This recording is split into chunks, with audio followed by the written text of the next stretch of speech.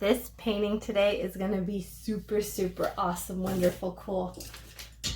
I live in a place where there are a lot of mountains, and I love, love the beach. So I've painted this guy a few little times, and they sell really good at craft fairs. And then also, what I really love about this painting, I have it on my windowsill, so that way I have the view of the ocean. I used a canvas that was a lot larger, and it looks pretty cool. So I'm pretty sure you're gonna love this painting. The first thing I'm gonna do is add some white to the middle of my canvas, and this is gonna help me prime the canvas, but what it's also gonna do is help me blend. And that's what's really gonna make the sky super wow, is the blending. Now I am working with acrylics, so because of that I kind of have to go fast. I need it to go, I need to be able to blend before the paint dries fully to get a really nice even gradient of color. Okay, so I'm going to start with the blue first. I put a tiny bit on my canvas. I don't need a whole lot. I don't want my sky to be super, super dark. So I'm going to start at the top with a lot of the dark and then kind of bring it down. I do like to paint my edges because it just gives it more 3D look, and you don't really see the edges a whole lot on the wall, but it just, I don't know, I feel like it makes the piece feel that it's a little bit more unified by doing that. Make sure I get the sides and the corners. This canvas is 8 by 10. I'm doing this 365-day challenge, and I've noticed it's quite a lot easier if I'm having a little canvas every day versus a big one, because a big one is just going to take a lot more time to paint. And this is more about study and learning about paint, and just, you know, you kind of learn by doing. So you just got to get out there and do it, and that's kind of what I'm doing here. And I hope you're joining me and painting along. If at any time, if I'm going too fast, go ahead and pause. If I'm going too slow, you can speed up the video.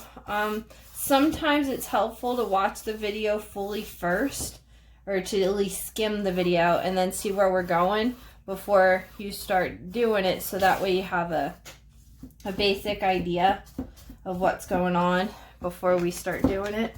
Whatever works for you. Now, I don't want to touch it up too much. I am touching it up just a little bit, but do you see how I have a white line going? Those little white lines, they're cool. They're wispy little clouds that are really far away. So I'm going to slowly start blending to get, I don't want any straight lines that are vertical. I only want little horizontal lines. So I'm going to start blending to try to get this into a nice little fade. There's usually blue in the horizon, but yeah, I was kind of go with some orange here. It was the original intent, but I'm really liking this blend. I'm just loving this blend. It's beautiful. So I think I might just keep this blend because I'm gonna ditch the orange idea. I was gonna fade like it was the sunset. And by not adding the orange, what's going to happen is it's going to appear as though, it's going to appear as though it's a sunset with the orange. Without the orange, it's going to appear that it's more of the middle of the day. I'm going to go ahead and dry this that way, so when I do my extra layers, it's going to come across really cool, and I'm not going to get a wiping effect. I don't want anything really wiped, like the color to smudge over to the other color. So go ahead, and after you're done with the sky, go ahead and dry it fully.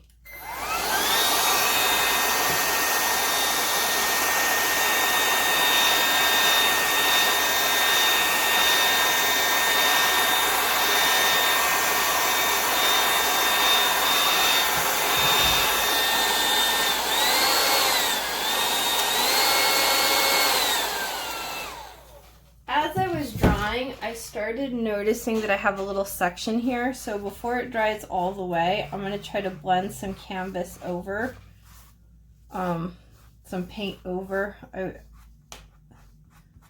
want to blend that out, make sure I got a good coating on the canvas, because after a while it kind of yellows if you don't have paint on it. And if the part of the canvas isn't primed, it will yellow over time.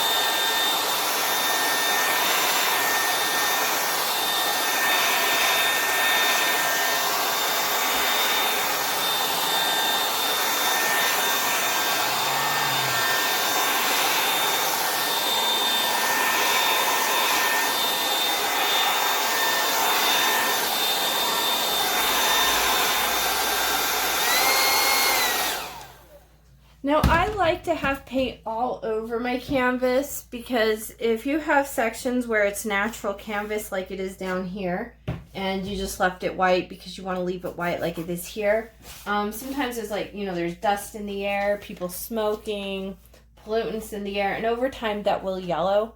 It does take quite some time and it has to be in a very dirty environment.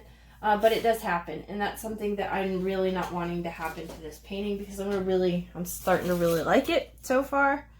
So I'm just make sure that you do at least prime your canvas so it doesn't happen. Okay, so now we're going to do the water.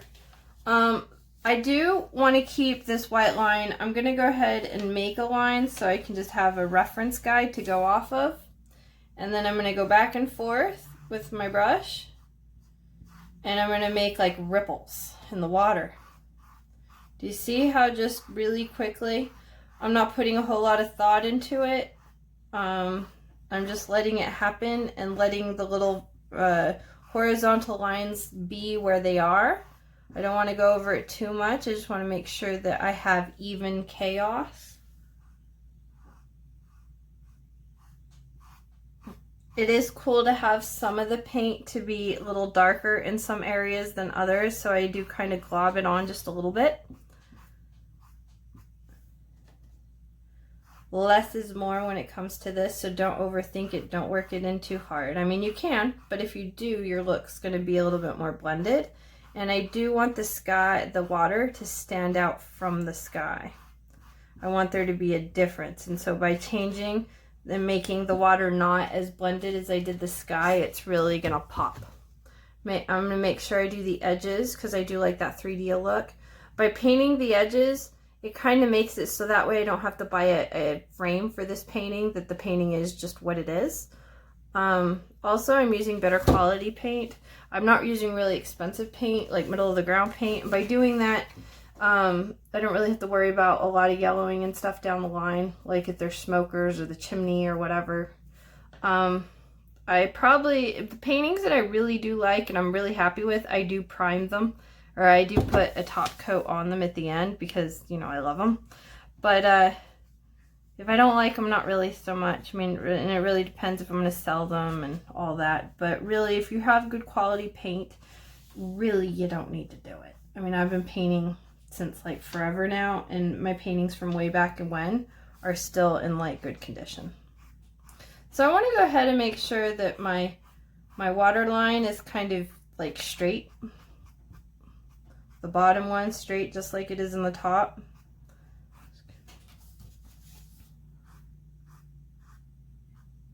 Now, did you notice how much paint I put on my palette? You really don't need a whole lot. That's one thing I've seen some new people do. They just squirt out tons of paint and then just end up wasting it. And then also I like to keep a lot of space on my palette so that way I can have for blending. If I start to choose to blend, I'm already ready to go. It's a good habit to get into, even if you're not really going to blend a whole lot. Okay, so I'm going to let that dry a little bit. I'm going to start working on my sand. Now I got burnt sienna. Burnt sienna is always a good one. It's very universal. Burnt sienna is always very universal. And then I've got a little bit of lighter. I got a raw sienna. I only need a little bit, just a tiny little bit, because it's mostly just highlights. Towards the end. Okay. So So now we got that. I'm going to still continue to use the brush and clean out the blue really well because I don't want my brown to get darker and turn into a black. So I wash it really well. Notice how I'm using a square brush. I see making these little lines on the water is easier with a square brush. So it's basically the same as the other one, just smaller. Okay, so now I'm going to go with my burnt sienna, the dark one, and I'm going to first layer on the paint. So it's going to be that, and I'm just going to kind of block it out. My blue's a little wet, so I kind of want to stay away from it for a minute until it dries. But I'm going to glob this paint on. Globbiness. Now, the longer the paint is exposed to the air, the drier it's going to get. So moisture is going to come out and it's going to get really thick. That could be a useful thing if you want thick paint. It really covers well. Sometimes for blending, it's not good. You'd want to add a little bit of water. The better quality paints you have, the less water you have to add to them. Like with this, I'm not adding any water. After I wash my brush, I use a paper towel to be able to take off the moisture. Okay, so here we go. I have a little reference picture of a photograph I'm looking at. Okay, so we're gonna have some paint in the middle here, and then we're gonna kind of go around. There's gonna be dunes. There's gonna be one right here, and then there's gonna be one right here. So because of that, I really don't need to spend a whole lot of time and paint them brown, because I mean, you could for practice, you know, just practice, because really that's what this is about. The whole 365 days of painting, the painting challenge, it's all about practicing using the medium. Because honestly, when I was at the university, which kind of frustrated me a little bit, was I basically paid them to tell me to practice. That was basically it. All my art classes that I did take. And that was a little frustrating. I mean, no, it's no brainer, duh, right? But you can do this at home. Now, there is merit when having a teacher. I mean, because there were many times where I had professors where, yeah, they really helped me out. It was great that I had that. And, you know, if you're ever interested, I do classes. Like, I have an art studio in town. I fly to different places here and there. It depends on the gig, you know, I mean, money talks, right? But anyways, what I'm saying is, yes, this is great in town, but like even if I'm like not in your area, go to like a painting or twist or somewhere that you can like talk to somebody. You know, it's always good to have, like, don't be by yourself. Another reason why I started doing this is like right now that I'm filming, I have a bedroom in my house that I turned into a home office, and I use it as my art studio for days when I don't feel like going into the art studio. I have it here in my house, and it's quiet, but you know, it sometimes feels like a dungeon. So I do enjoy going and being social, but you know, it depends, you know, for different things. There's no way I could film this in the middle of the mall, so that's not happening. But anyways, I do encourage you to reach out. And so that's another reason I have that, the Facebook group. I don't know if you know about it. It's called Painting Challenge. And the photo, the Facebook photo of it is a painting palette that has brushes inside of the thumb hole that's going across the painting palette. I would definitely check that out because there's a lot of cool people on there. They share their ideas, and I share, and everybody shares. And it's just so cool to see, like, really, look at how I painted, and everybody likes to share their photos. So when you're done with your painting, you don't have to, but I want to see what you're doing. I'm like, really, you know, I want to know and see, and did you do it better than me? Like, did you have any questions? So go ahead in the comments of this video or on the Facebook page Painting Challenge, go and post it. I mean, even if like you're watching this video and we did this class like a year later, it's okay, it's fine. I still have I have a section where it's all running tabs. So you see what happened? I had the blue, it kind of pulled down. I don't like that. That's not cool. So I kind of want to wipe that up. While the paint is still wet, you can wipe it up and pull it away. And that's great, but you really have to do it right away. Otherwise, yeah. So they're still green. And instead of fussing with it, which is a total rookie mistake, I'm just going to let it dry fully and then I'll paint over it again to fix it. Try to always make sure that you let them dry completely when you fix your mistakes. Don't keep fixing them when they're wet, because all you're going to do is introduce acetone into the paint, and then that acetone is going to pull up the other paint, so then it's going to remove the paint. It won't stick to the canvas, and then you'll be all frustrated. So just let it dry if you have a boo-boo, if you can't wipe it up fully. Okay, so I'm going to go ahead and use a hairdryer to speed this process along.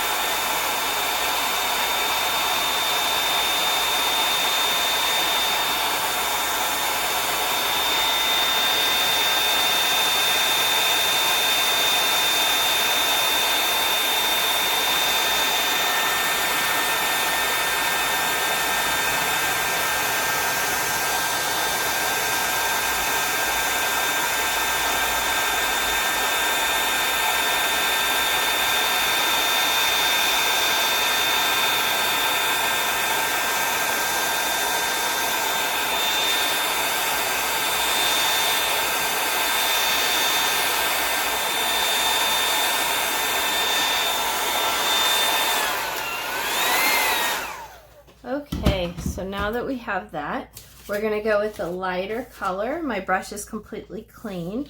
I'm using the square brush. I'm going to go in with my lighter color brown, which is the raw sienna. And then I'm going to go, and there are the boo-boos that I had, and then I have some white spots. I'm going to take those as cues as to where to put the highlight.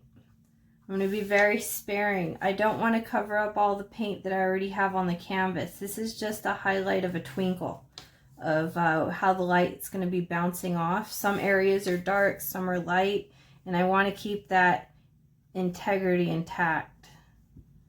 Okay, so it's a random chaos.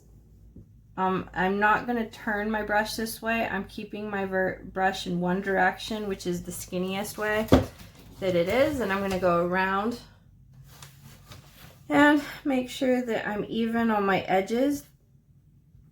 I like painting my edges so that way I don't have to buy a frame for my painting. I've noticed when I've done craft fairs and I've sold my paintings in galleries that people will like the painting, hate the canvas. They'll hate the frame, or the other way around. They'll hate the painting, love the frame. So I just avoid the whole drama and let people figure it out on their own with the frame. So by painting the sides, I don't have to deal with that. Because you don't want them to not buy your painting because they hate the frame, and then, you know, you spent the money on the frame. It's just annoying.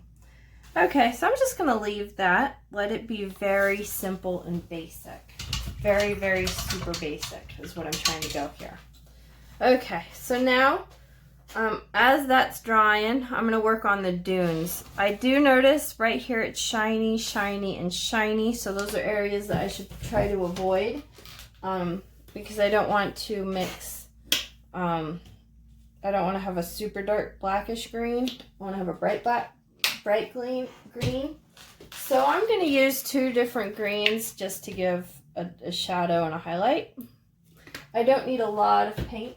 This canvas that I'm working on is an 8x10. I noticed that with my daily challenges, if I use smaller canvases, I can complete them in a timely manner and it doesn't take up all my day. And also at craft fairs, it saves on your table space. That's kind of a thing. table space. Nobody really thinks about that, but yeah, it's kind of important because, you know, you can only put so much out. And I like the smaller canvases sell easier than a gigantically huge canvas, because then the huge one, the people are like, where can I put that in my house? So if you see, I have a little tiny skinny brush, and I am taking my time and enjoying the process. And I'm going to make sure that each one of my little blades of grass has its own personality. In nature, everything has its own little personality. And sometimes you want to see those flaws. And that's what makes it cool, because you see all the different flaws. Now, I can just go ahead and paint this vertically or horizontally and just get it done in green.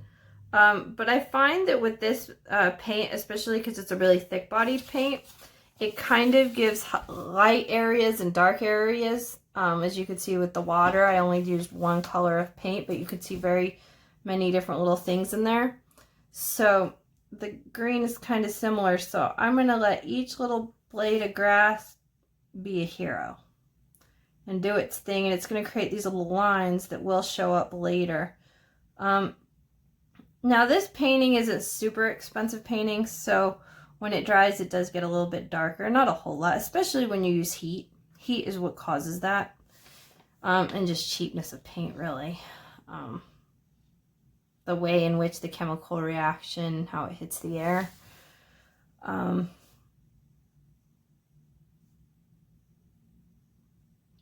it's always a good idea, which I'm not doing here, I should start doing, is doing the glass that is like far away first. Getting all that done, and then coming back and doing the grass that is closer, because then it gives it a layered look. Because, like, obviously in nature, these, I mean, they could be, but I don't think they're going to be all straight lines. They're going to have individuality to them, and they're going to have varying heights. That's also why I'm using this brush and this method. It'll show up. It's a lot of work, but it will, in the end, the result is a little bit better.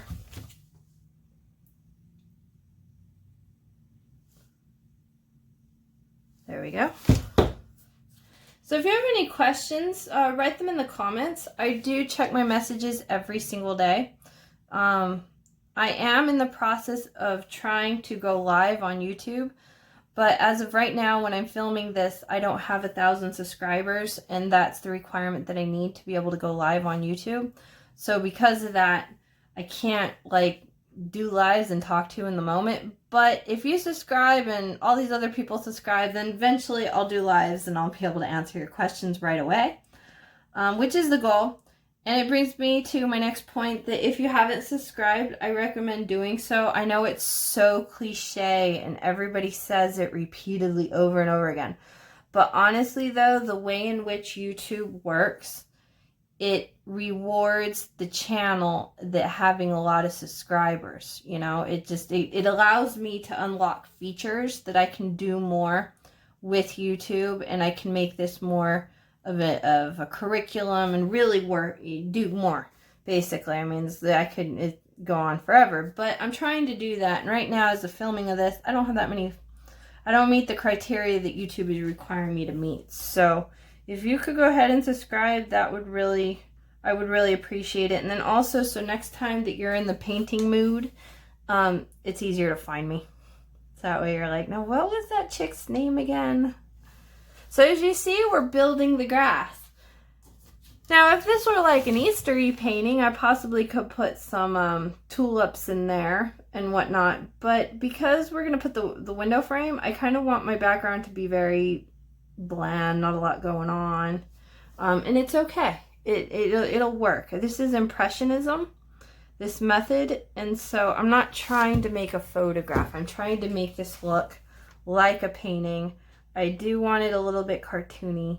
Now, what I am doing is the same as if you're trying to get realism and look like a photograph, do exactly what I'm doing. Just put more effort. That's all you have to do. The only thing you need to do is add more shades of color blend more, add more. That's it. The more you add, the more you fuss with it, and the more blending you do, then the more it's going to start looking like,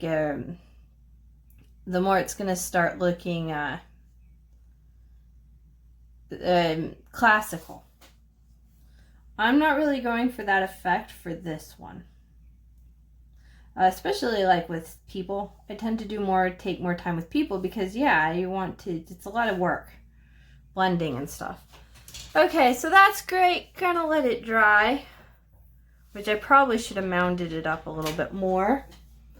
So I'm going to go over here and add some grass. I'll come back and revisit that. This is a great thing I like about acrylics is you can revisit and revisit, which you can with oils as well. But when you revisit with oils, they're still wet. Whereas acrylics, they dry much faster. And so, yeah. I'm not trying to be at this like all day here. I got stuff to do. Okay. This is going along pretty fast. Usually my classes are around 2 hours, and this one's going so far so good. Okay. You know what I was thinking? I was going to go ahead and originally the plan was to add, I'm just kind of inventing this as I go along. Like, I'm just doing my thing, which is what I hope that you're doing too. Just keep going. If you got an idea, go for it. Just do it. So the original idea was to put some greens in the water and to like lighter green in the grass. But now that I'm seeing this, I kind of am liking the way I did the water. I feel like it's working. I like the grass. I mean, really, mostly what it comes down to is laziness, because really, as I'm layering these blades of grass, I should be highlighting as I go so that they too also appear highlighted. Because if I go now with my green, my highlight in there, it's not going to be as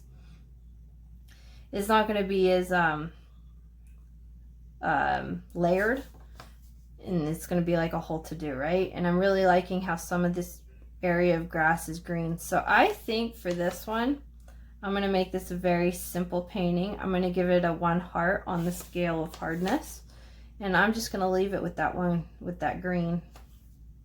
Now notice how I'm not making a line. Each little blade has like a thing, has a personality. Gonna make sure that we do the sides. I prefer to use these type of canvases because they hang easy. So you don't have to frame them, you don't have to buy extra little pieces and attach, they're just ready to go.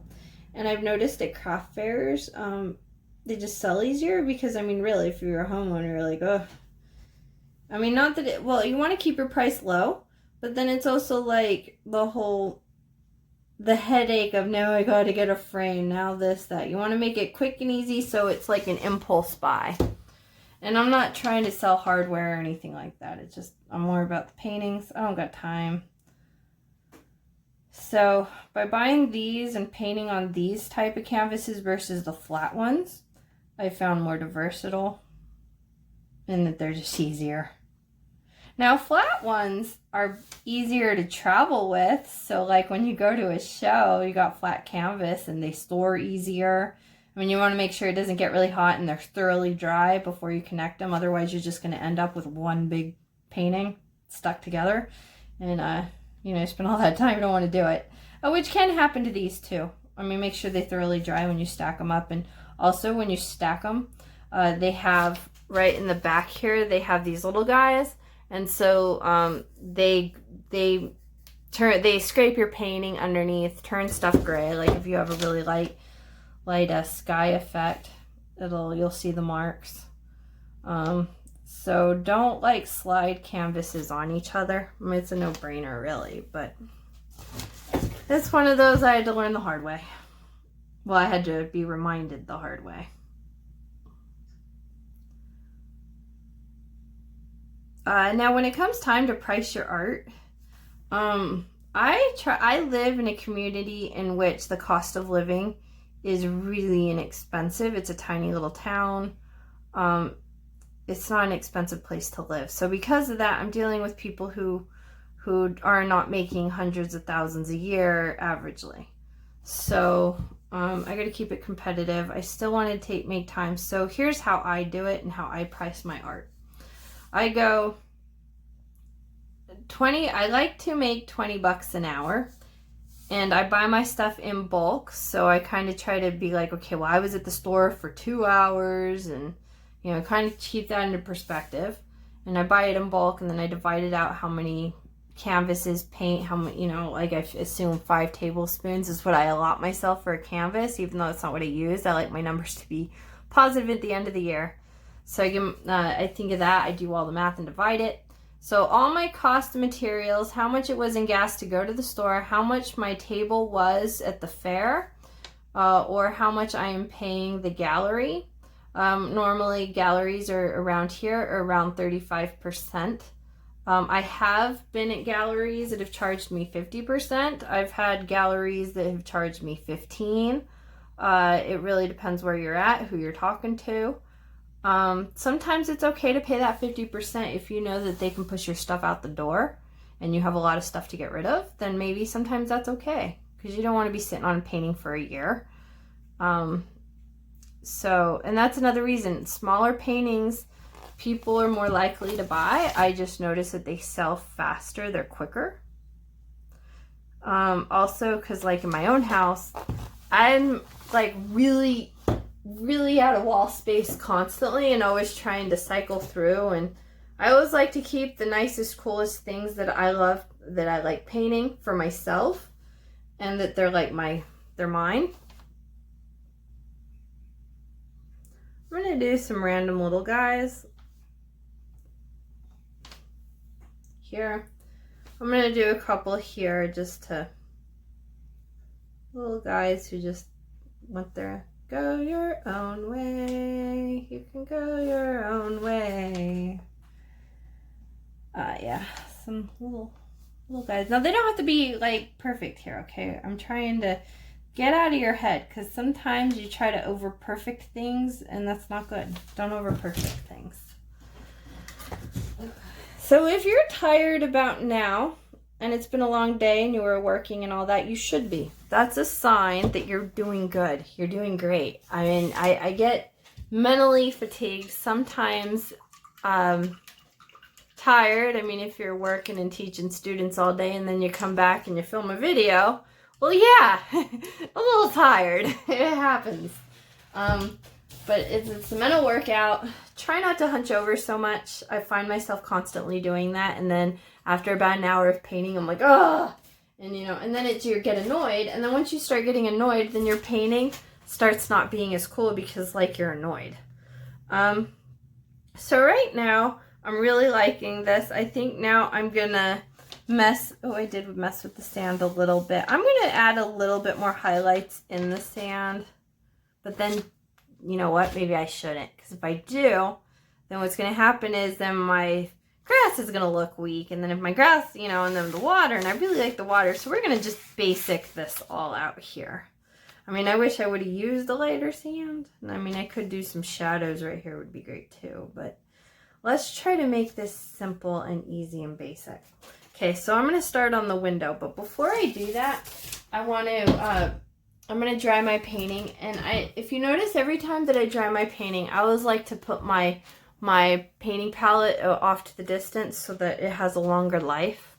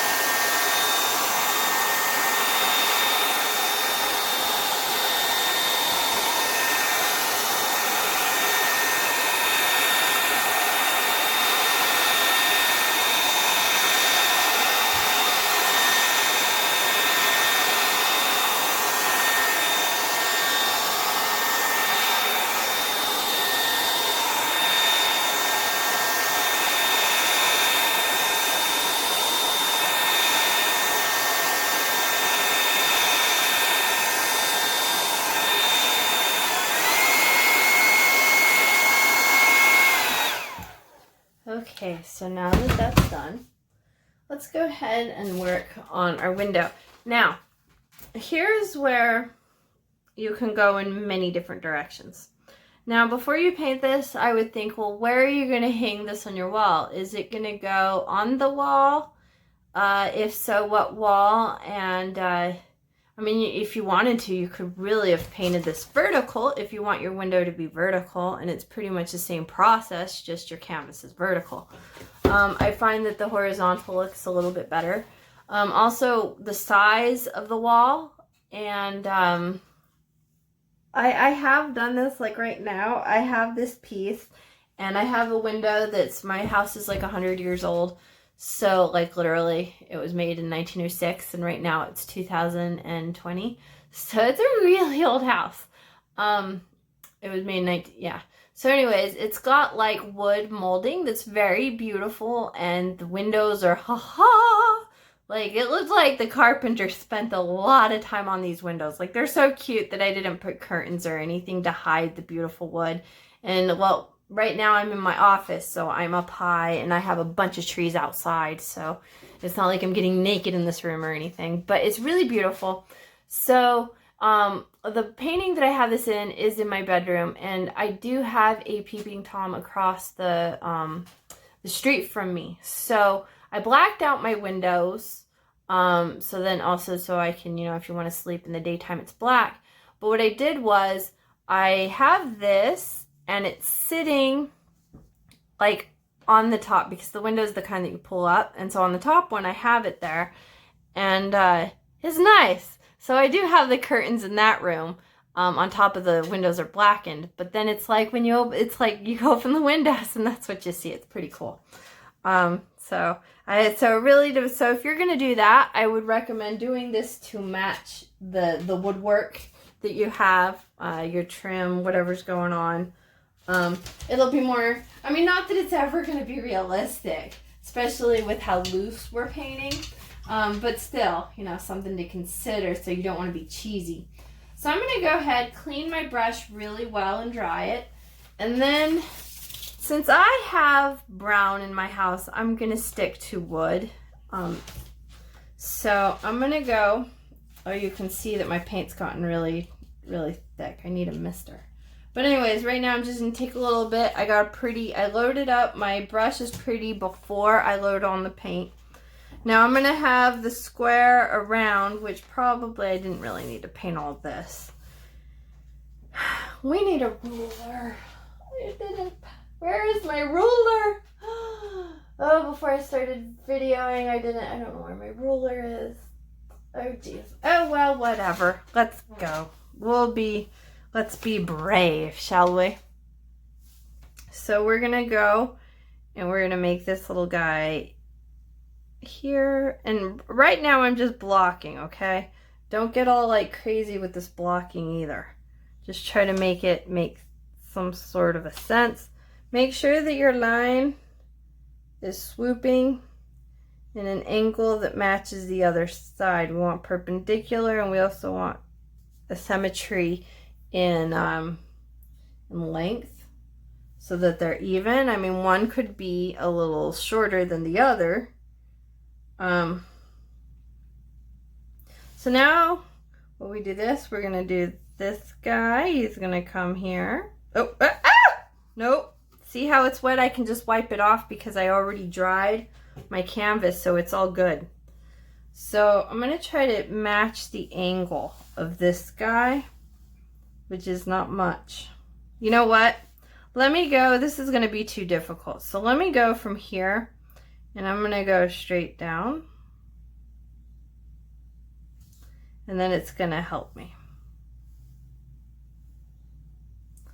So I've gone down, and then I'm gonna come here and go out, and then I'm gonna try to meet the two. Right there. Okay, good. Let's do the same thing. I want to make sure that I'm okay. Now, if your stuff ends up being a little lopsided, don't fret. That's why we're doing this 360-day challenge, because we're going to grow. You know, let it be what it is. We're going to learn from our mistakes. And when we learn from our mistakes, we're going to get better. And then we're going to repaint this painting again in the future. And we'll be like super good at it. And that's what you want, right? You want to be super good at painting. That's what we're learning. So I got it blocked out. Now this guy is appearing to be a little bit longer than this guy. That's okay. What I can do is pull this out a little bit. When I go to thicken up the lines, I just come out here a little bit more. Okay, so now we want the middle part because we're window painting this, right? So let's go down the middle because it's easier. I can use this as a straight edge versus me doing these. I can use this now as an edge. I mean, I still can use a horizon line, but we're gonna do right in the middle. Try to, nope, take your time, breathe. Let it be what it is. Whew, good. Now you notice I have a big fat square of a brush, but I'm still using the sideways versus flat, the fat. I'm not doing the fat way. I'm doing my brush like this. It's not all fat, it's like this. Now, I want to be kind of in the middle here. So, well, let's count. 1, 2, 3, 4, 5, 6. 1, 2, 3, 4, 5, 6. So it would be meow.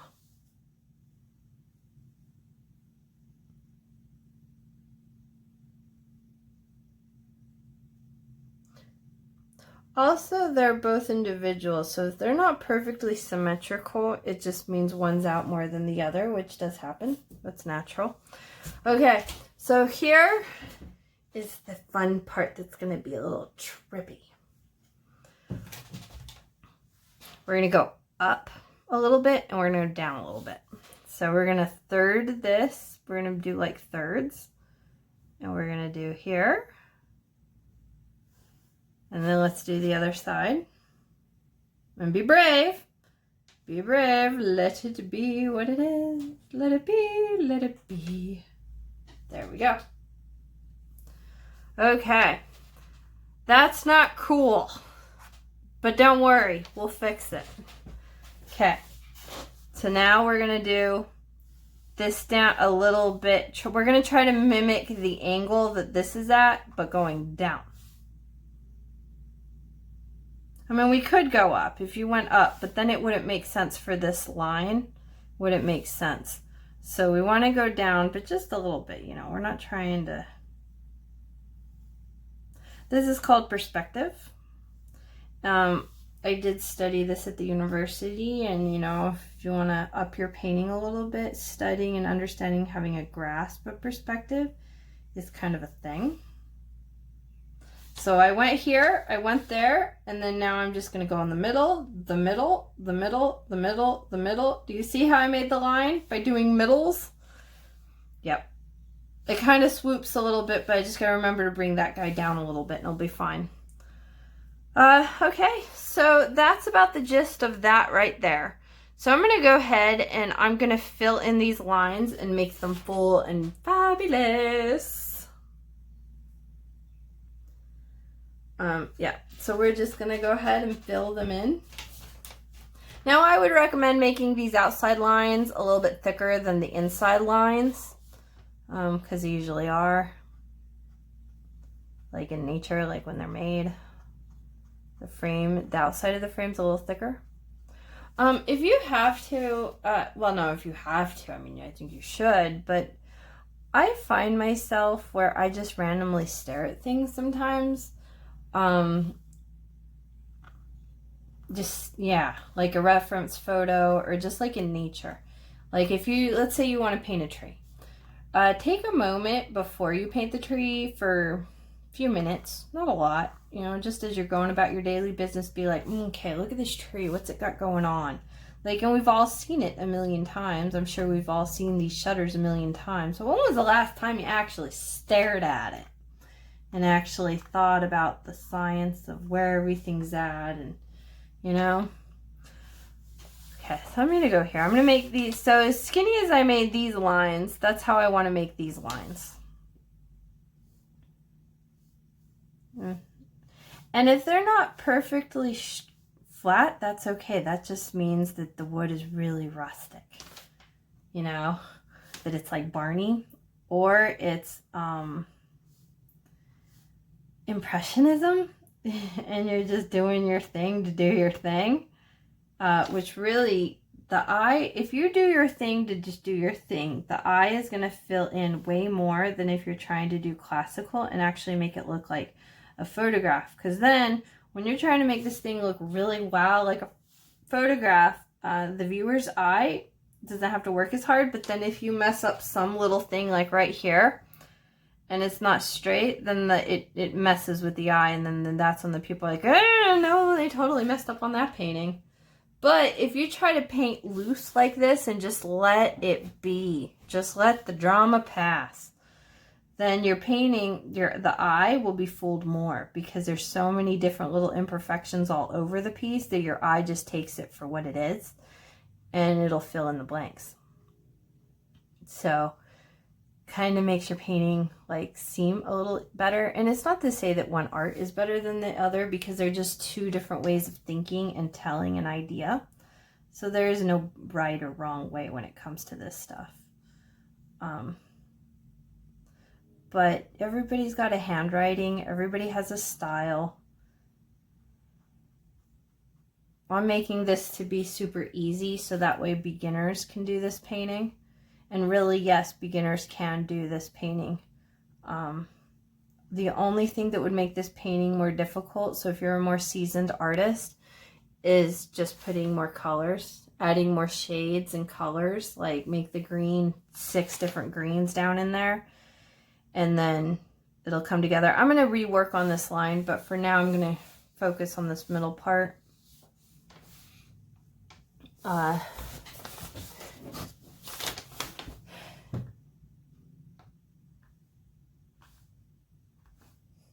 I usually never paint with my left hand. It's not really a thing I do. I can actually use both hands. I'm not fully ambidextrous, but I'm really close. It's very hard to tell the difference in my handwriting if I used my right or left. I think some of that was just because when I was a kid, I also thought it was silly, so I practiced because it was funny, because my mom could do it really well, and I always thought it was cool, and so I tried it, and I think part of it's just a little practice. But I'm not totally perfect with the left hand.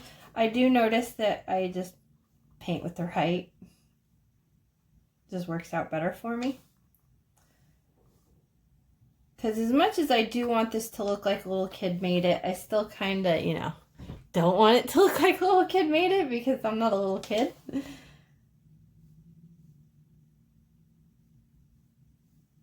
I don't paint paintings in the purpose of selling them. What I do is I just paint. And I come up with ideas and I just paint. And if I don't like right here, don't like it. It's okay. I'll just make it a little thicker, which means I'm going to have to make that a little thicker too. But what happens is I paint. And I'm doing this 365-day challenge, the painting challenge. You'll find it, the group on Facebook. And it has all the details and information of what we're doing on there. I find that I don't have any more wall space. And I like painting so much. And so every so often, if I paint a painting and it's not my favorite, then I usually put that in the for sale pile. I've done that quite often. And then I take it as a win. Because if I sell that painting, then that means I've got money to buy more art supplies. So that's really what it is. It's really just trying to fund my habit. And some paintings I'll never ever sell. I've done quite a few. I did girls doing ballet, and I painted that a long time ago. And well, I did it with chalk, and it's really cute. I love it. It's a great piece. I will never sell that piece. I just love it. So yeah, sometimes paintings are just for you.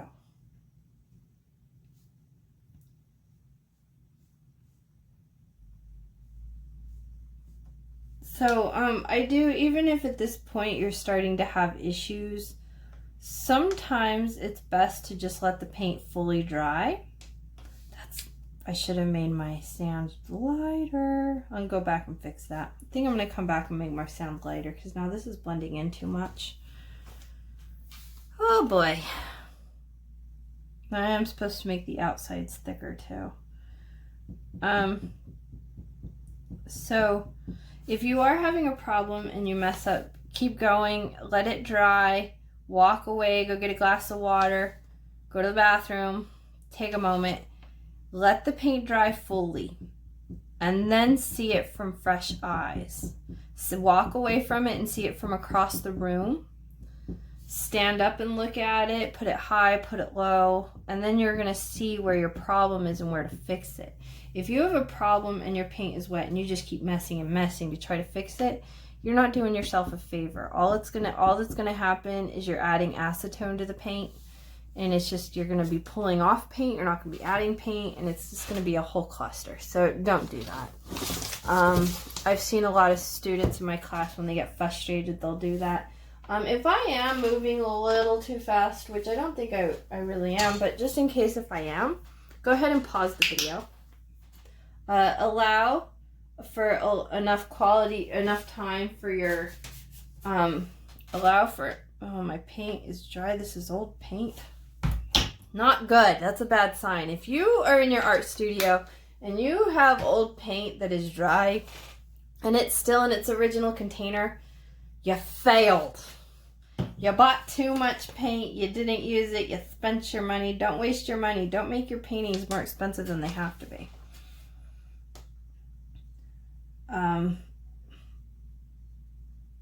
They had a clearance too. I mean, also when you buy your paint in the store, I do like to open them up and see if they're still gooey inside. So I can, you know, if they're not gooey and they're already dry and they're already old.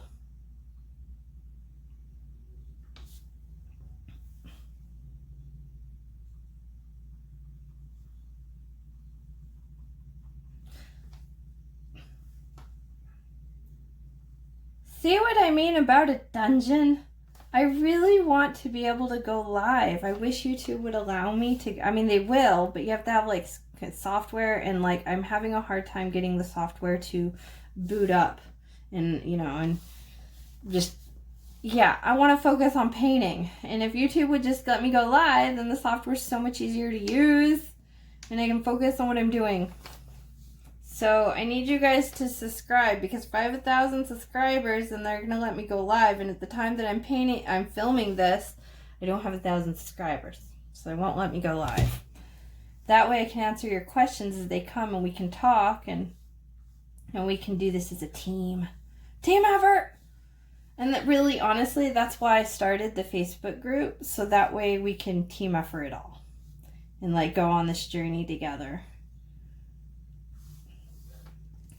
Also, I'm running out of painting ideas. This painting once a day, I mean, it's been like cool, but like I've been doing all of the ones I've had ideas on. You know, I've painted a lot of beaches, and I like beaches. I want to paint a lot of beaches, but yeah, you know, I needed ideas, and you know what it is? It's inspiration. And when I see your guys' paintings, I get so inspired. I really do.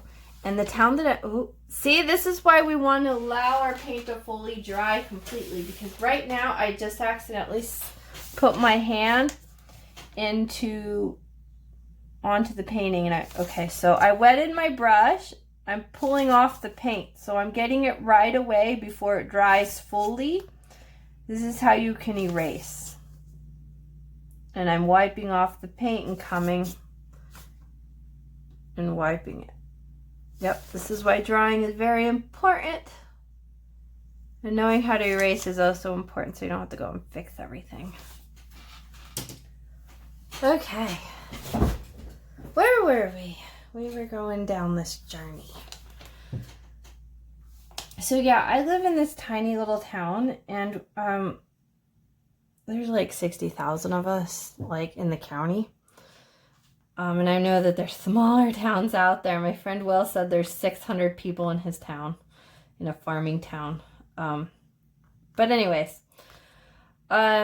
So it's not like when you go to Key West, there's like tons of galleries everywhere. There are literally only 2 in my county where I live. I mean, I'm talking county, okay? I'm not talking town, I'm talking county. There are 2 of them. So, I found myself online a lot, and when I see your guys' paintings and what you've done for the day, it's very inspiring. I'm really glad that I started this group.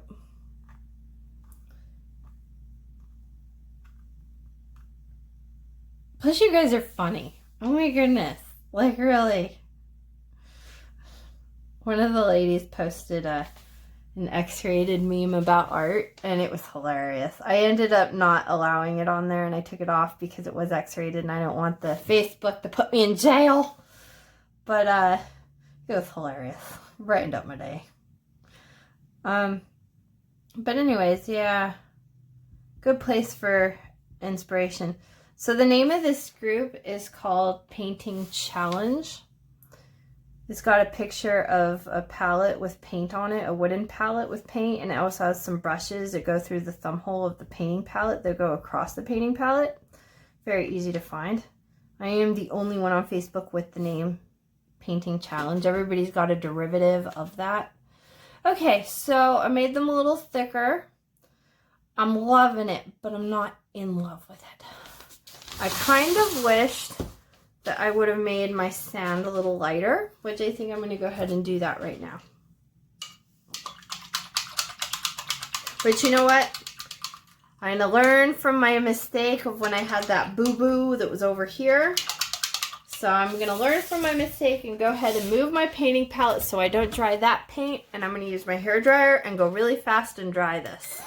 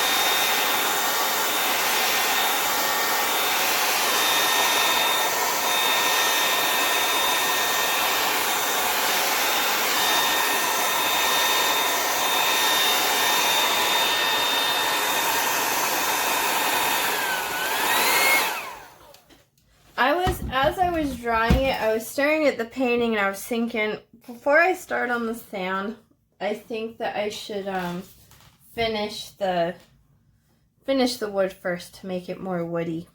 That way when I do come down on the sand, I'll have, it'll be a little different and I can see the tones. Okay, so what we're going to do is we're going to use the brown that I already have, and I'm going to go ahead and add white onto my canvas.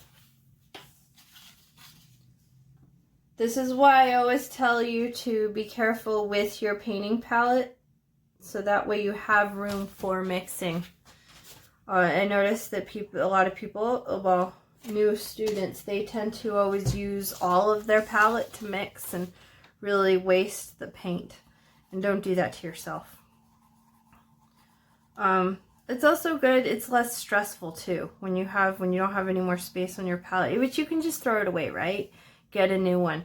But then it's a lot of wasted paint, and it's more of the, I don't know, the processes, I guess, because it's easy to have like lots of different mixtures of colors versus having, you know, just two on your palette. I like to have like, it's all handy dandy. I want it all handy. So if I can kind of conserve my palette and be strategic, then it's handy dandy, and I got, you know, all my little colors, and just less, and it, you know, and it's, honestly, it shouldn't stress out anybody. I mean, even it shouldn't be a thing, but it always inevitably is a thing when you think it's not a thing. There's always that one student that's freaking out. And you shouldn't be freaking out, okay? Like, at all. Whatsoever. Do not be freaking out here, because it's, it's too skinny. I don't like that color. Nope. I'm going to make this color my sand. So, scratch that, reverse it. We'll do some sand. This is a great color for skin. Really good color.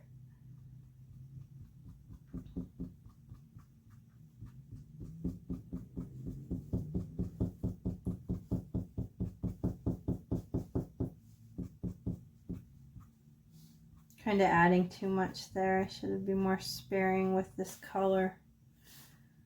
It's okay, we'll layer. Layering's good.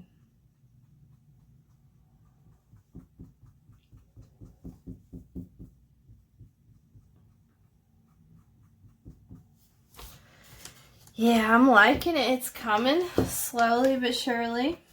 You know what we forgot to add? We didn't, that's why it was looking too cartoony. We didn't add the waves, the crashing of the waves. It's a very mellow day. I was also thinking that it might be fun if we added some boats or some birds or some people. I do want to continue this painting to make it a very beginner basic painting for those of you that are following along at home. So if anything, after I do the windows, if anything, the extra that I do, if it seems to be a little too much, you don't have to do it. Don't do it. Get to a place with your painting that you like. When you're starting to get annoyed with your painting and it's covered with paint, and you don't have any like canvas, that natural canvas showing through, and it's all covered in paint, stop. Just totally stop. Because you're just going to fuss with it, stress yourself out, and then you're just going to, the more you fuss with it, the more it's going to be like, ew, that wasn't that good. And then it's just, you're just wasting your time. You should be here having a good time, and just, it should be fun and relaxing. I mean, for me, this is the time of the day where I don't have to deal with the little kid. I don't have to deal with my husband. I don't have to deal with anybody's bullshit. I can just come in and have a good time, enjoy myself. This is me. This is me stuff. Okay, so that's great. I like it. I'm going to go back in because I added way too much. Because I added too much really light paint. I'm going to go back in with some darker paint to darken it up, so to look like there's been some footprints in the sand, and there's been some movement and little animals walking around the sand, and sand is no longer pretty anymore. Like, not pretty and smooth. Good to have some shadows. Adding shadows, I think, is what really elevates a painting and what gives you extra. Now, the more you mess with sand, blending, shadowing, glopping, the more you mess with it, the more real it appears. So you just keeping on until finally you got a look that you're like, yeah, that works. I don't want to darken it too much. I still want it to be very gloppy. A little bit of blend is okay. Try not to make your too dark, because I'm using brown here, so I kind of want to keep it to what it is.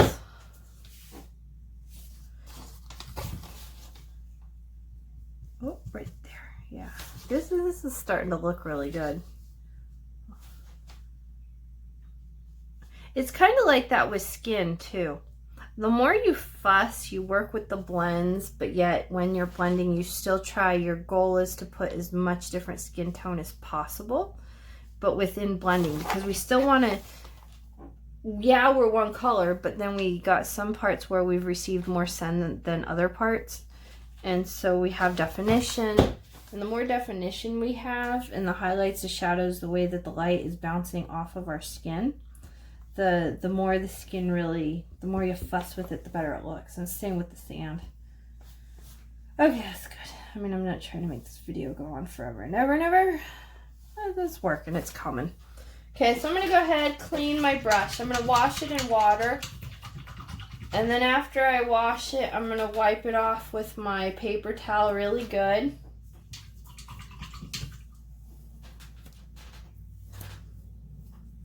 There we go. So as that's drying, I'm gonna start working on this part.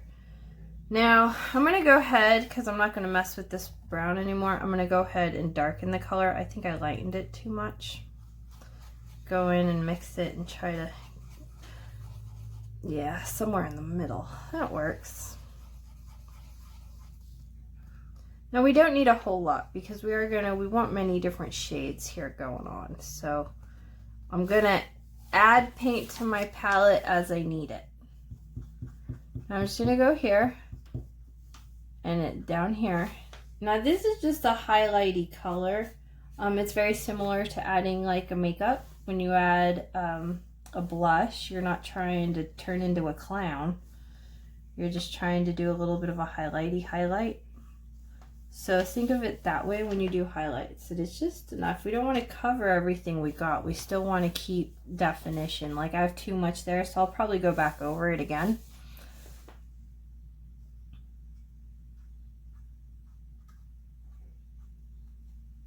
Also, by making longer swooshes, what I'm doing is I'm getting some wood grain in their effect.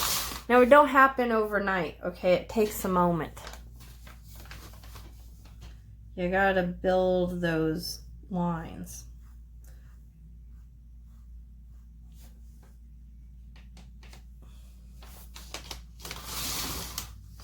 Sometimes it's good to get another perspective on your painting, to see it in a different way.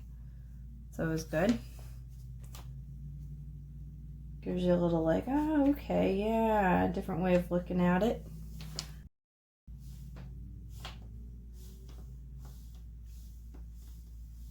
I'm going to try to be very careful not to make these centerpieces any thicker.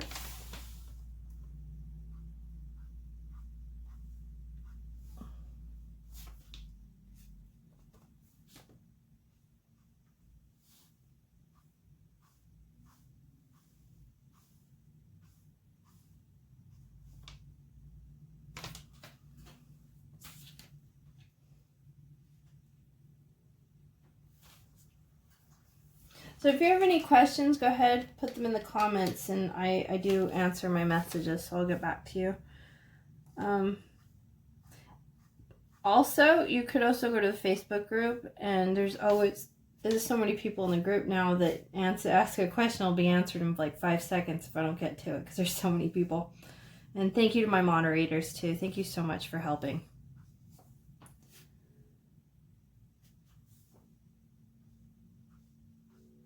There we go. It's coming. Slowly but surely.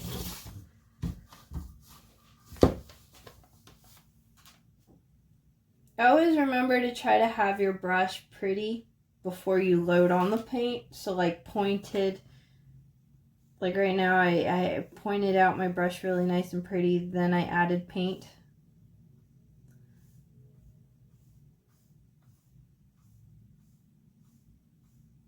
There we go. Okay, so now what I'm going to do is I'm going to let this dry fully.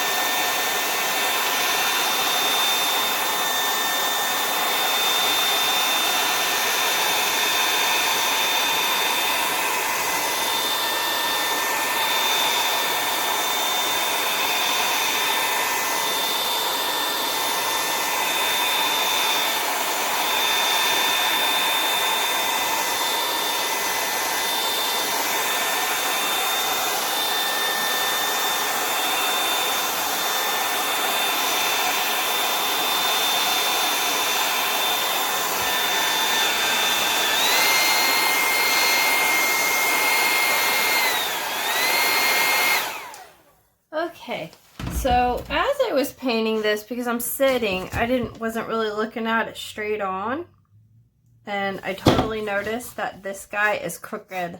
So I think I'm gonna have to go back on what I said and add this, because I can't, it's already dried, right?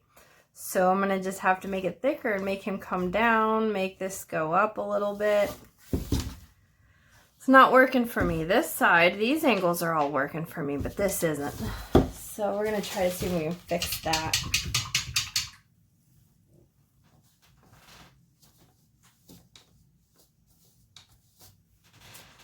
Okay, so I cleaned my brush really good. I'm gonna go back in with color. Try to make this guy here. Now, as things are closer to you, they do get a little thicker. So to make more perspective, this can get thicker down here. Well, that's okay. And another thing too is I didn't really wrap around my edges, which I really should do that as well. So I'm gonna add some other color in here. Some of my brown. Well, it's too much brown. Okay, so I'm gonna work on this guy a little bit. He's gonna be a little thicker. And then, so that means this is gonna be a little thicker to try and help me with the bow effect. As things go away, they get skinnier and skinnier, which, while I'm thinking about it, I should just probably go ahead and do that here. Be a little bit thicker. There we go. And we're gonna build them up. We're just gonna build all this, so eventually it'll come together. More 3D-ish effect, which we'll also see in these down here too. We'll see that this guy gets a little bigger. And we'll see here too. Gets a little bigger. Okay. So I'm gonna, oh, I didn't do these ones.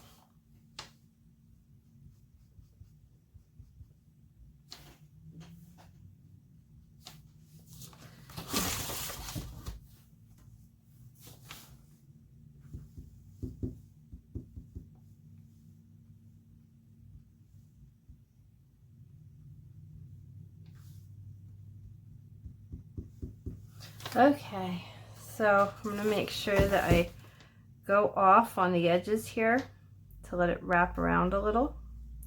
It makes the painting feel more complete when you do that.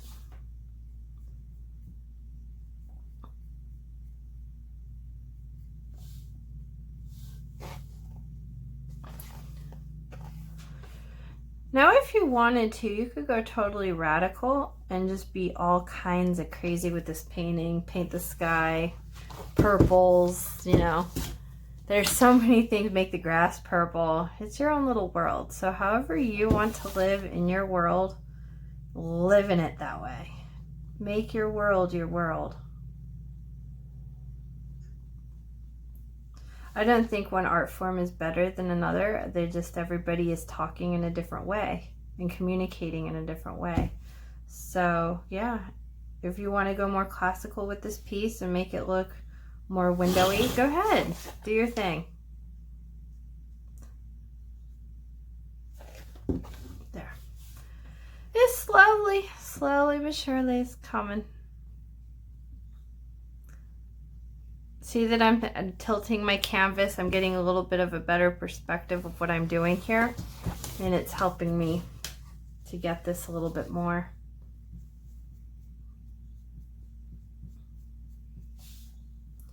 Now this type of painting, what I'm doing here is called perspective. There are lots of awesome articles online, but the basic is we have a focal point and all the lines are coming away.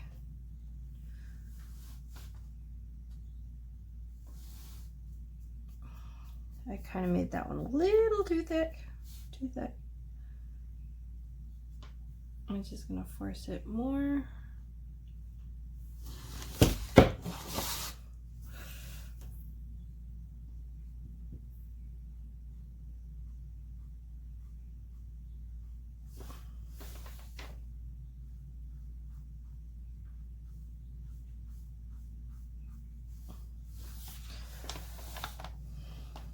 Okay, so with some of these highlights, I kind of highlighted a little too much, I think. So I'm going to go back over with some brown.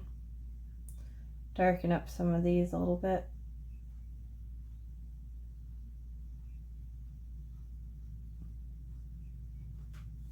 Especially right here, so you can see there.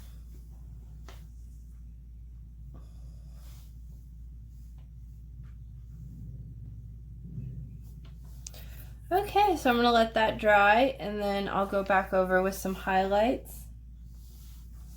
It's coming, I'm liking it, it's working. So let's go ahead and dry that.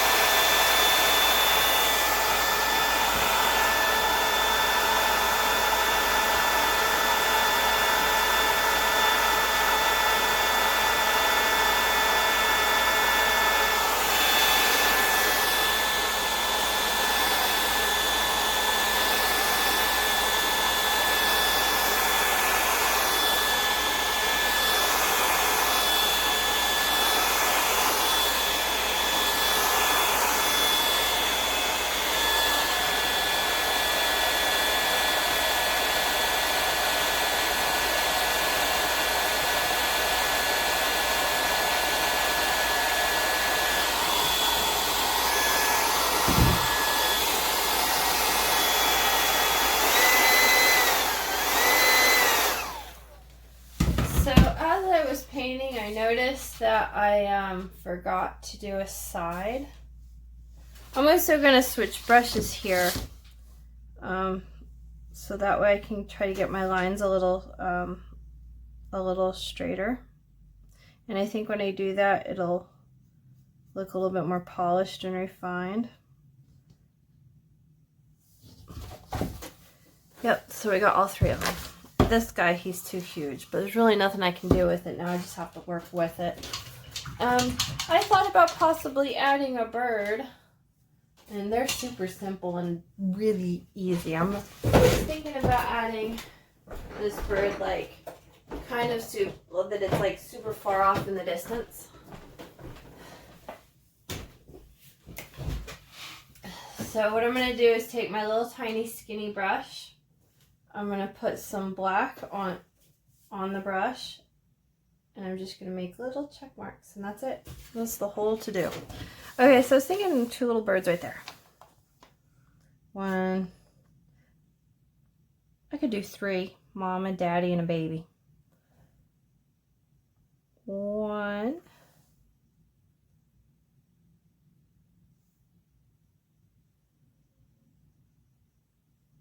Two. How about we just do two?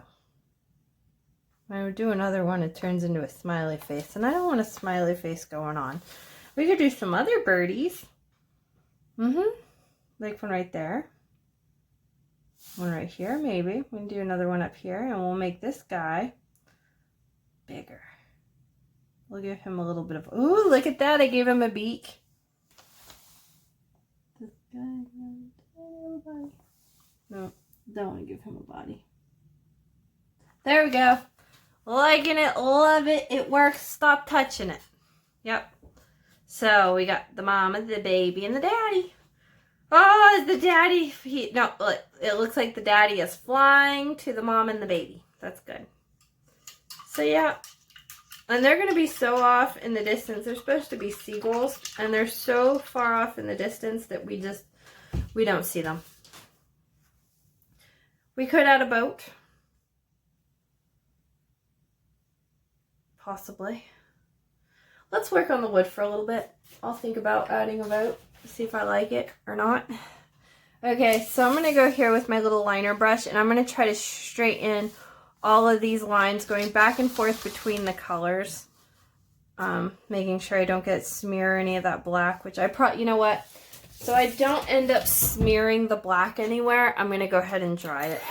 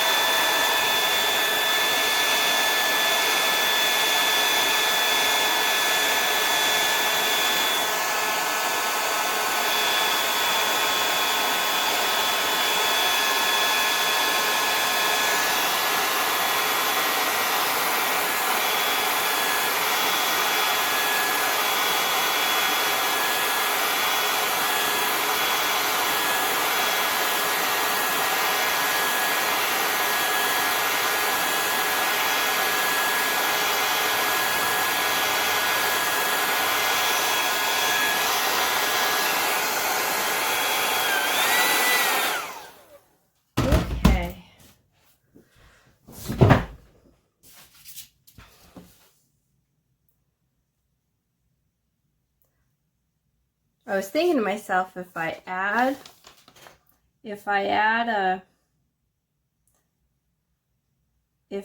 a boat, then it kind of takes away a little bit from the story that the daddy is running to the baby versus running away from his obligations. And I kind of like that story. I mean, not that the boat, it's just another focal point, another thing to look at, really.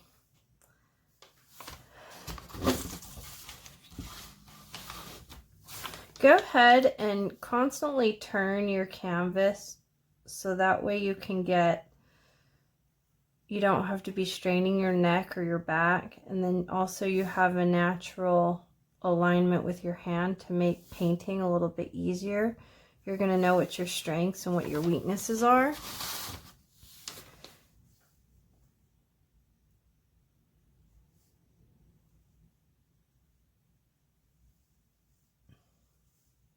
Try to make painting as easy as you can for yourself. If there are little things that you can do to make this process easier, pain-free. If you have arthritis, I recommend stopping every so often and just painting a little bit at a time. If this painting takes you like a week to paint, that's totally cool. Don't worry about it. It doesn't have to be done all in one time. If that is the case, and it does take you a long time, I recommend subscribing and liking or sharing, saving the video onto your phone or your laptop, so that way you can access it really easily and won't have to go searching for it. So that way you can start and stop with me and go at your own pace.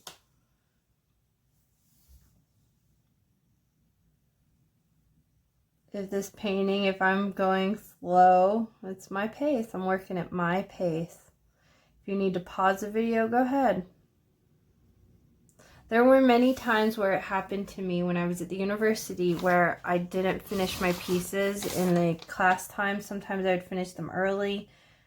You know, everybody has their own unique handwriting and signature. So my painting is not going to look exactly like yours. And it's not that one painting's better than or good than the other. It's just my hand signature is this. This is how I hold the brush, and this is how I write. It's going to be very easy to tell mine apart from yours because I'm a different person. I went to a different school, I studied different, and we did different things. So we had different teachers.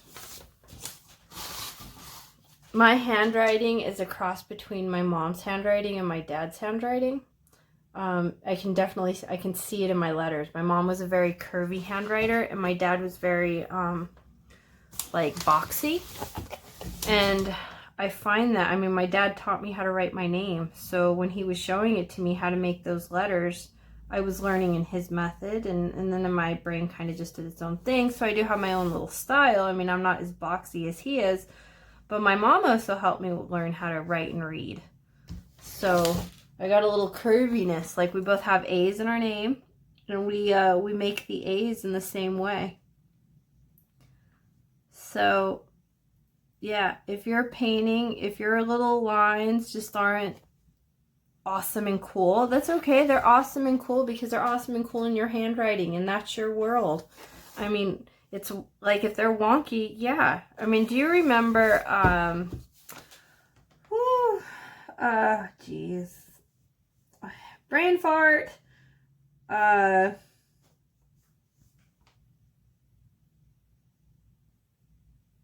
oh my goodness. Ooh. Oh my goodness. Hold on. I got it right here. Dr. Seuss. Dr. Seuss. Who could forget the Dr. Seuss? He had his own little world going on there, and it was a cool little world.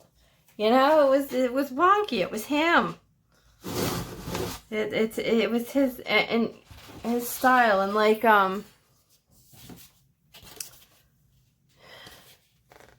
The Nightmare Before Christmas, that's like a whole little style right there, you know? Everybody's got their own little way to do it, so don't get hard on yourself. I mean, maybe make your painting look like, I meant to have that curve there because my window is curvy, and that's just how life is. And that's cool.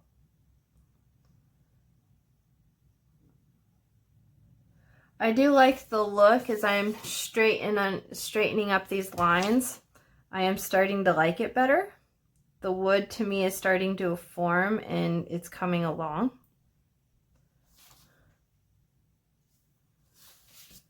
I'm kind of glad I'm working with acrylics right now because this process has been way faster.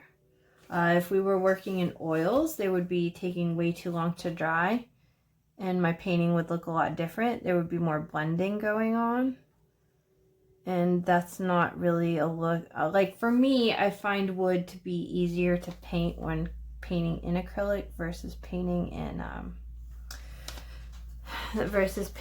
oils. I just don't do oils anymore. I've actually painted more in oils than I have in acrylic because of when I was in school, but it's just not my thing.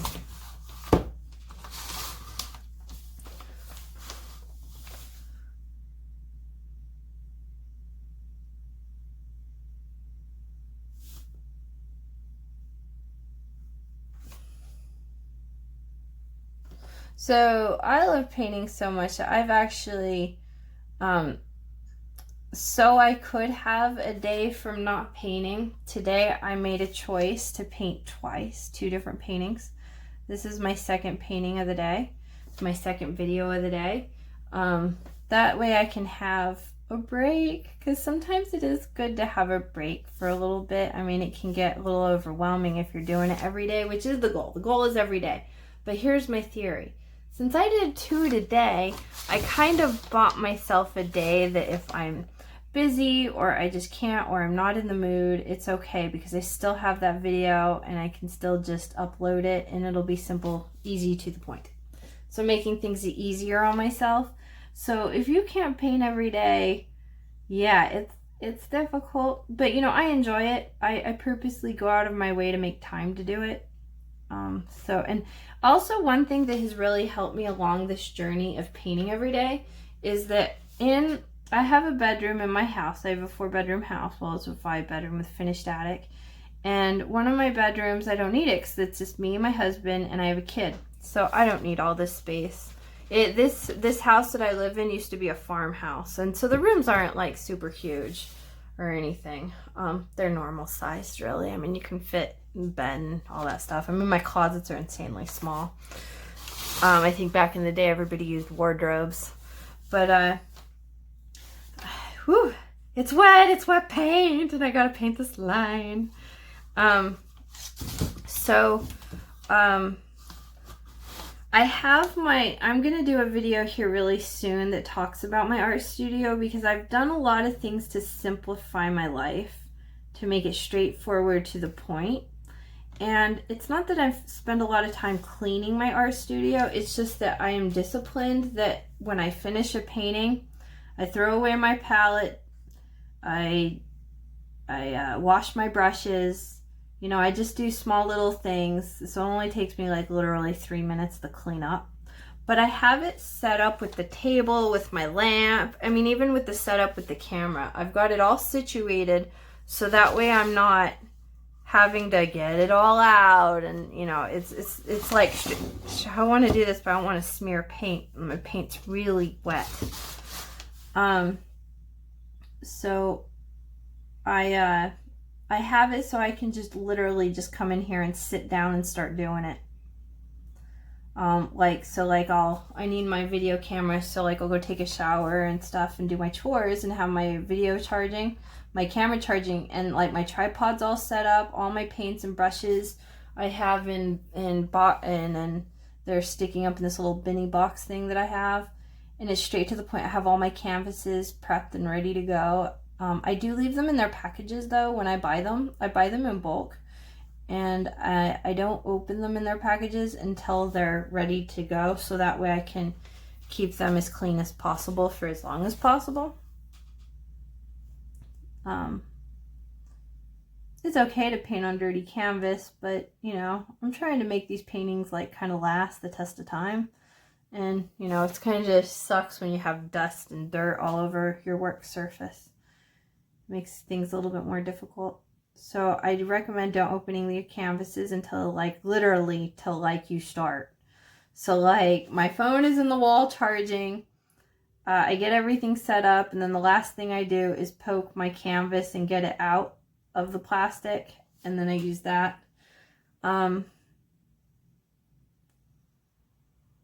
Yeah, it's pretty straightforward. I have an area. I have like an L-shaped table, and one table is the setup of painting in my workstation. The other table, the other side, is set up so that way I can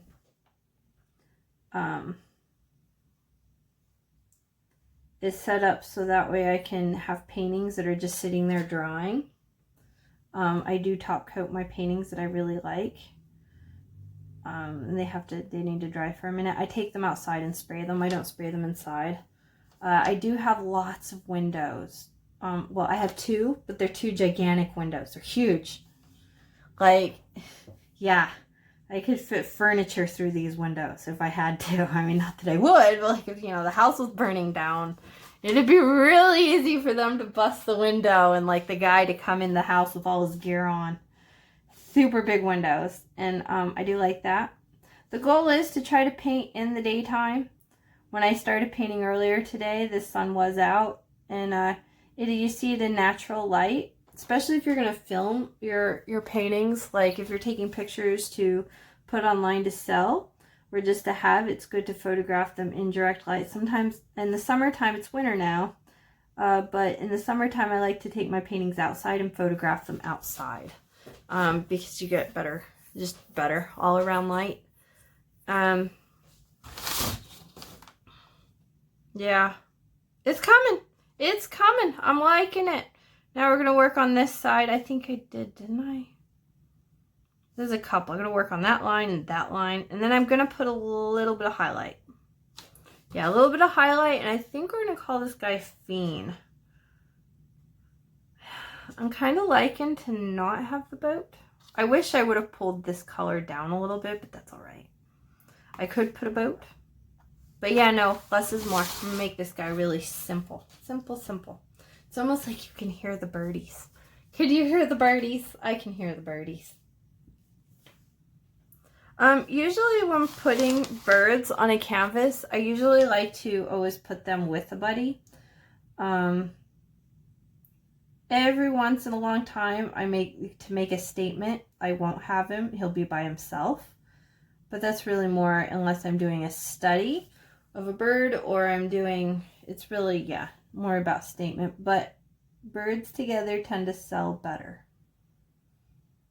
I usually like to put a bird in the sky. In most skies that I do, it's very rare that I don't, because it shows a sign of life. You always got to kind of think about that. Make it so it's alive. And that there's movement.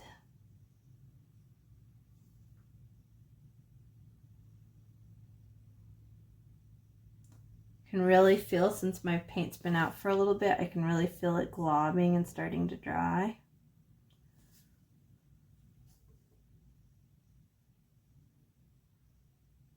Now, if you wanted to, you could block this out with paint, or excuse me, with painter's tape.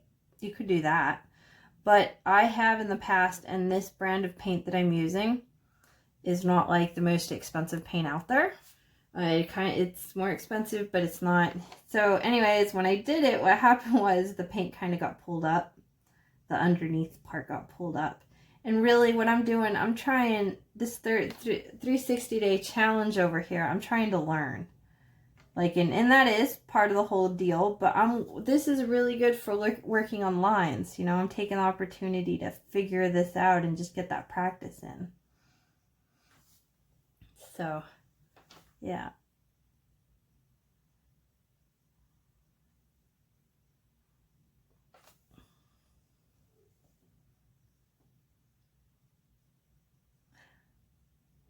Now, if you were doing a larger canvas, obviously your brushes wouldn't be this small. But yeah, they're harder to sell.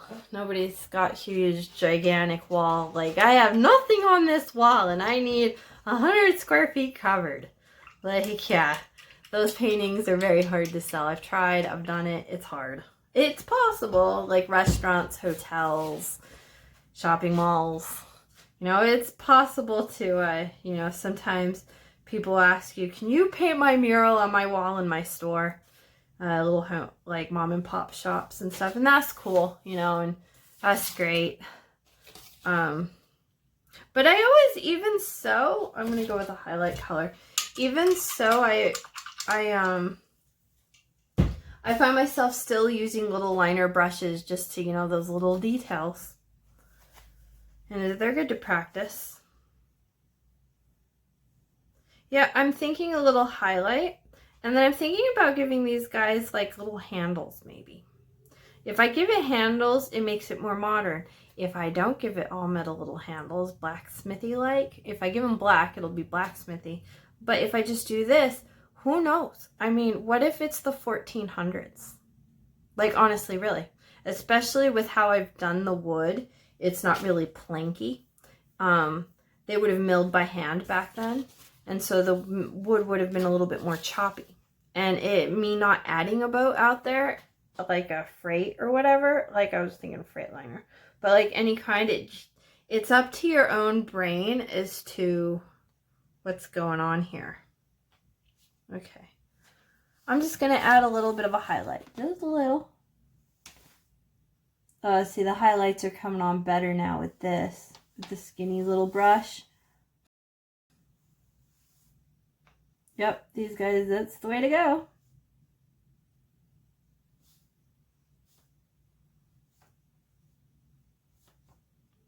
Kind of made that a little too much. Yeah. It's okay, we'll just paint over it. It's a little dark again. So yeah, I'm going to go ahead, not put a boat, and then I'm just going to feel like this came from the 1400s. Somebody hanging out, having a good time on their island way back in the day before the modern day technologies.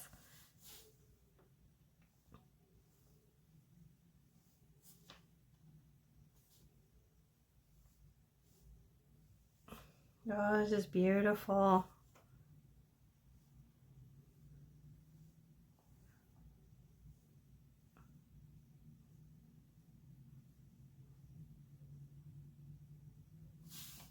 It's okay if you add too much, just go back.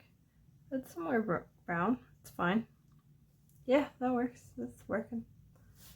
Okay. Yeah, I'm liking it. Remember, less is more.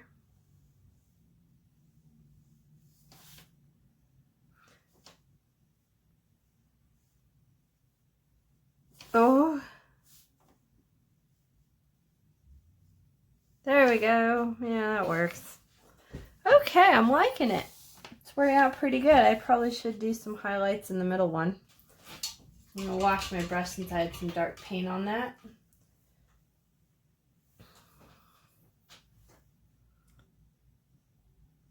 Now I painted this one little on purpose because I have the series that I'm doing with the 365 days of painting. So they're all 8x10s. I do think this would be cooler if you used a larger canvas because then it's more windowy, like it's more realistic. Yeah, it works. It's kind of dotty right there. That's fine. Still want it to look like a painting. Gotta remember to add some of the highlights over here.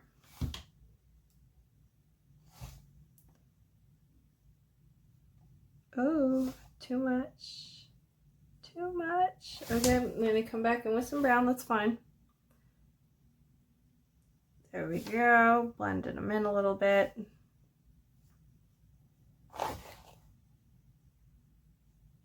Okay, there we go. I love it. Like it. I'm happy. Okay, so let's go with this side.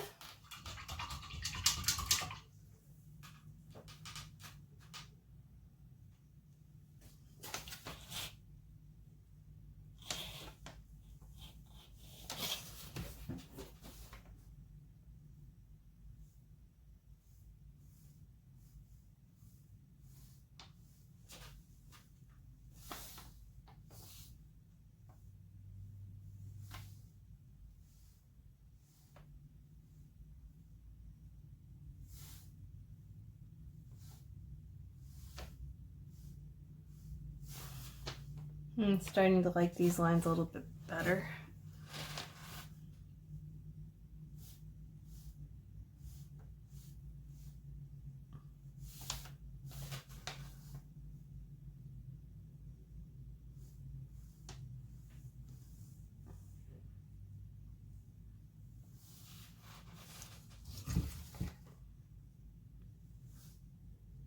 So if you haven't already, remember to subscribe. It helps me a lot so that YouTube will recognize me and allow me to go live.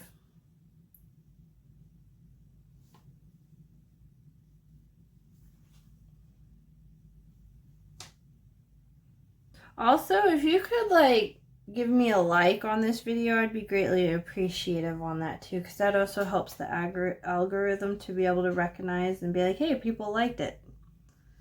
And it kind of gives me like points. Kind of helps me out a little bit. I'd greatly appreciate that. Okay, I'm going to go with some little dark and cover these up a little. I like that they're there, but they're too much. A little too much.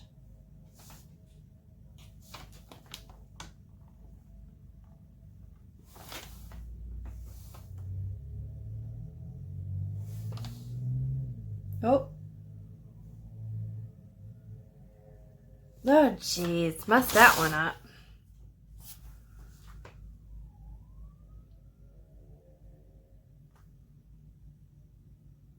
And there you have it. Yeah, it works. I like it. I'm super happy. I think this is a good painting. That's all she wrote. Thank you so much for painting with me. I had a lot of fun today. And I look forward to seeing you again the next time. And also, like I always like to conclude my videos by reminding you, if you haven't had a moment today and you haven't done it yet, tell your buddies, your people that you love them, your kids, your husband, your wife. Take a moment and just let them know that they're appreciated. Do a gesture, give them a hug, tell them you love them. Because you don't know if you're ever going to see them again. And just nice to let them go through their day knowing that you're on their side. And until next time, have a good day.